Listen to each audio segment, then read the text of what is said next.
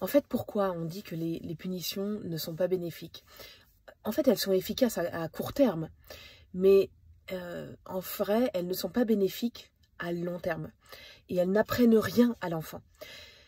Dans la discipline positive, on part du principe que l'enfant qui se sent bien apprend mieux, retient mieux les enseignements qu'on va lui apporter. Par exemple, il a eu un comportement gênant, un comportement défi, un comportement inapproprié, il a fait quelque chose qu'il ne devait pas faire. Si on le punit, il se sent mal. Et il est bloqué sur ça. Et il ne va pas aller entendre, il ne va pas être réceptif à l'enseignement qu'on va lui transmettre derrière, en lui disant la prochaine fois, il faudrait que si ça. Il ne va pas être réceptif à ça, il va rester sur la punition. Alors que si, je vous donne un exemple, hier en fait on parlait avec une maman. Et il y avait plusieurs mamans, voilà. Et il y a une maman qui me dit, qui nous dit, ma fille, donc sa fille a 10 ans et elle avait perdu ses clés. Et un peu par réflexe et par mécanisme, par réflexe mécanique, j'ai envie de dire, son papa a dit à sa fille, il l'a un petit peu culpabilisé en lui disant bah oui mais tu sais écoute c'est pas la première fois, ça arrive souvent, tu perds tes affaires, etc. Et du coup sa fille s'est sentie mal, elle s'est sentie mal, elle a culpabilisé, elle était un peu déçue d'elle-même, elle s'est pas sentie à la hauteur, elle s'est un peu dévalorisée, enfin voilà. Et même si c'est pas verbalisé, c'est le sentiment, évidemment, quand on pointe du doigt la personne, qu'on lui dit, écoute, t'as pas été à la hauteur, en gros, hein, c'est le message qu'on fait passer derrière, si on décrypte un peu. Et ça nous arrive souvent. C'est un petit peu par mécanisme, c'est un peu la réaction qu'on a envie d'avoir face à un enfant qui perd ses clés. On se dit, mais zut quoi, ça fait plusieurs fois qu'il le fait, enfin c'est habituel, donc la répétition, l'accumulation, etc. fait que au bout d'un moment on peut être agacé et réagir comme ça, en mode culpabilité. Et finalement, cette maman, ce qu'elle a fait le soir quand elle a vu sa fille, ou je crois que c'était par téléphone, je sais plus, mais plus tard, donc elle lui a dit, en fait, elle a essayé un peu de la raisonner, de lui dire, bon, ok, quelle solution on peut trouver? Et voilà, en discutant un petit peu avec elle, finalement, on s'est dit toutes les deux, on se demandait quelle était la meilleure réaction à avoir.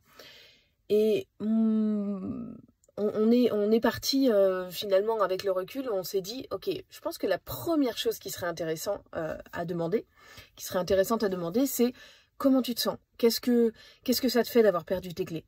Peut-être qu'elle va répondre qu'elle est triste, ou qu'elle est déçue, ou qu'elle est embêtée, ou qu'elle est en colère, ou voilà. Mais au moins on la renvoie à elle, son émotion, et on lui met pas notre émotion ou notre sentiment de culpabilité, nos reproches, etc. Donc déjà on la renvoie à elle, à ce qu'elle a ressenti.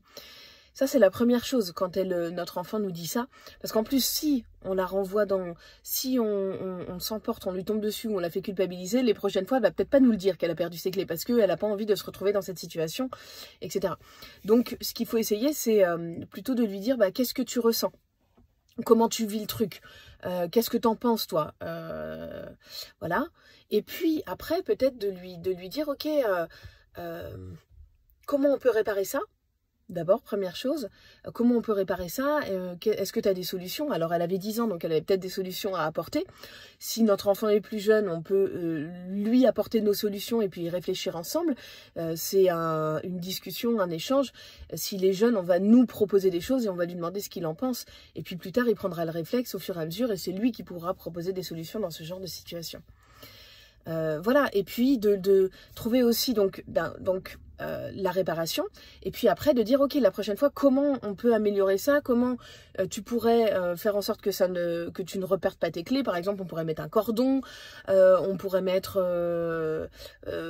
l'attacher à ta ceinture ou à ton sac, etc. Bref, il y a plein de choses en fait qu'on peut aller, une recherche de solutions qu'on peut faire ensemble, qui va enseigner beaucoup plus de choses à notre enfant. Vous voyez, là, on est dans un lien de confiance, un échange, un partenariat, on fait équipe, et notre enfant apprend quelque chose, tire des enseignements de cette situation.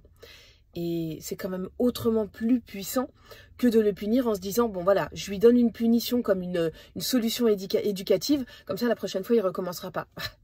Il recommencera certainement. Parce qu'on n'a pas cherché de solution avec lui, on l'a juste disputé, et puis on lui a donné, et puis du coup il est resté sur cette, ce qu'il a retenu c'est la punition. Et c'est le sentiment qu'on lui a renvoyé de dévalorisation, etc. Donc voilà, c'est des choses qu'on peut vraiment essayer de mettre en pratique. Et puis ça demande un petit peu de réflexion, de prendre un petit peu de hauteur par rapport à ce qu'on ferait de manière machinale, de manière automatique, parce que c'est ce qu'on a reçu dans notre enfance, parce que c'est ce qu'on voit autour de nous, etc. Mais typiquement, les enfants avec TDAH ont beaucoup d'oublis, notamment des oublis de clés, etc. Donc c'est des choses qu'on peut, que vous pouvez appliquer assez facilement. Je vous donne rendez-vous très bientôt. J'espère que ce partage vous a plu. C'est le genre de choses qu'on verra dans le programme qui va bientôt sortir, dédié aux parents d'enfants avec TDAH. Ce genre de solutions, de méthodes qui nous permettent juste d'avoir une vie de famille une relation et une vie de famille beaucoup plus sereine et apaisée avec nos enfants qui ont un TDAH, qui ont des comportements opposants, etc. Donc je vous donne rendez-vous très vite pour ce programme qui arrive très bientôt, je m'en réjouis. N'hésitez pas à cliquer dans ma bio pour aller voir, ou sous la vidéo, là sur le lien que vous allez voir, pour recevoir toutes les infos par email au moment de la sortie de ce nouveau programme en ligne dans quelques jours. Et je vous dis à très vite.